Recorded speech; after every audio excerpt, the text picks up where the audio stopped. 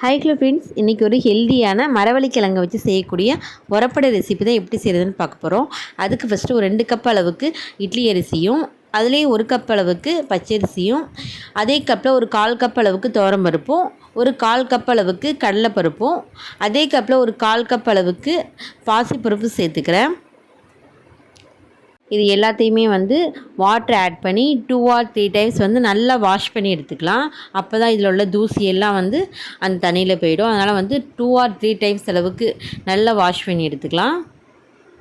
இதே போலவே அரிசி பருப்பு எல்லாத்தையும் நல்லா வாஷ் பண்ணி எடுத்துக்கிட்டேன். இது ஒரு 1.5 மணி நேரத்துலேருந்து ஒரு 2 மணி நேரம் வரைக்கும் நல்லா ஊறட்டும். இது கூடவே ஒரு 10லேருந்து ஒரு 12 வரமிளகாய் தண்ணி கூடவே சேர்த்து ஊற வச்சிடலாம். ஒரு 2 மணி நேரம் ஊறினதுக்கப்புறம் நம்ம அரைச்சி எடுத்துக்கலாம். 2 மணி நேரம் ஆகிடுச்சு பாருங்கள். நம்ம சேர்த்த அரிசி பருப்பெல்லாம் நல்லா ஊறி மேலே வந்திருக்கு பாருங்கள். இப்போ ஒரு மிக்ஸி ஜாரில் சேர்த்துக்கலாம். அரிசி, பருப்பு, வரமிளகாய், கொஞ்சமாக கல் உப்பு, ஒரு 1.5 டேபிள் ஸ்பூன் அளவுக்கு சோம்பு சேர்த்துக்கிறேன். இப்போ எல்லாத்தையுமே கொஞ்சமாக தண்ணி சேர்த்துட்டு இப்போ நல்லா மைய அரைச்சி எடுத்துக்கலாம். இதே போல் நல்லா அரைச்சி எடுத்துக்கிட்டேன். இப்போ நான் மிக்ஸி ஜாரில் இந்த மாவை அரைக்கிறதுனால ஒரு 3 or 4 டைம்ஸ் நான் அரைக்கிற மாதிரி இருக்கும்.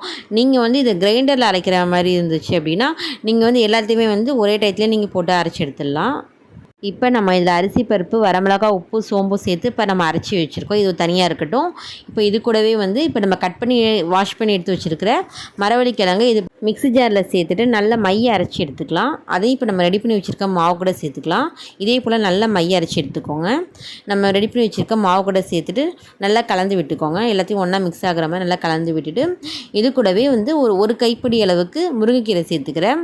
இதே போலவே 4-5 வெங்காயத்தை இதே போலவே நல்லா பொடி பொடியாக கட் பண்ணிட்டு சேர்த்துக்கிறேன். இப்போ நம்ம சேர்த்த முருங்கைக்கீரை, வெங்காயம் ரெண்டுத்தையுமே அந்த மாவில் நல்லா மிக்ஸ் பண்ணி விட்டுக்கலாம். முருங்கைக்கீரை, வெங்காயம் ரெண்டுமே இந்த அடைக்கி ரொம்பவே டேஸ்ட்டாக இருக்கும்.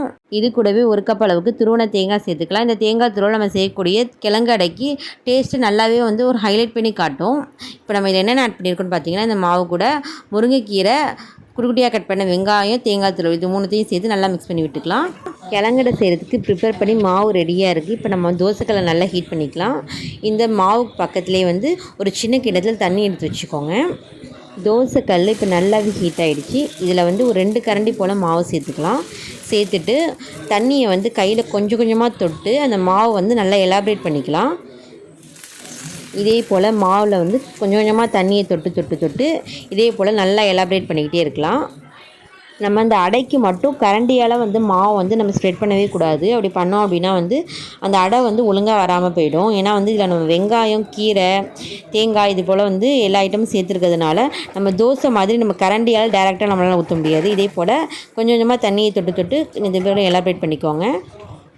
கிழங்கடையை இதே போல் கல்லை நல்லா தேய்ச்சி விட்டதுக்கப்புறமா சுற்றிலும் நம்ம ஆயில் சேர்த்துக்கலாம். ஆயில் அப்ளை பண்ணிவிட்டு லோ ஃப்ளேம், ஹை ஃப்ளேம் அப்படியே மாற்றி மாற்றி வச்சுக்கிட்டு நல்லா அடை வெந்ததுக்கப்புறமா நம்ம திருப்பி போட்டுக்கலாம்.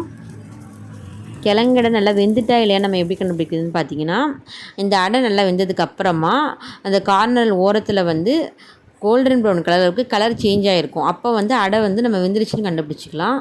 இப்போ இப்போ அடையை திருப்பி போட்டுக்கலாம். இதே போல் அடையை 2 பக்கமும் நல்லா மாற்றி மாற்றி வெந்ததுக்கு அப்புறமா நம்ம இப்போ ஒரு பிளேட்டுக்கு மாற்றிக்கலாம். அவ்வளோதாங்க, நம்மளோட கிழங்கடை ரொம்பவே சூப்பராக ரெடி ஆகிடுச்சு. ஹலோ ஃப்ரெண்ட்ஸ், இந்த ஹெல்தியான மரவள்ளிக்கிழங்கை வச்சு செய்யக்கூடிய இந்த அடையை நீங்கள் வீட்டில் செஞ்சு கொடுங்க. வீக்லி ஒன்ஸாவது செஞ்சு கொடுங்க. எல்லாருமே ரொம்ப விரும்பி சாப்பிடுவாங்க.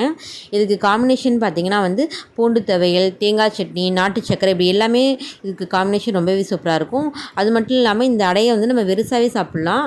ஏன்னா அந்தளவுக்கு டேஸ்ட்டாக இருக்கும். அப்புறம் என்னங்க, இன்றைக்கி உங்கள் வீட்டில் இந்த அடையை செஞ்சு பார்த்துட்டு எப்படி இருக்குன்னு எனக்கு மறக்காமல் கமெண்ட் பண்ணுங்கள். தேங்க்ஸ் ஃபார் வாட்சிங்.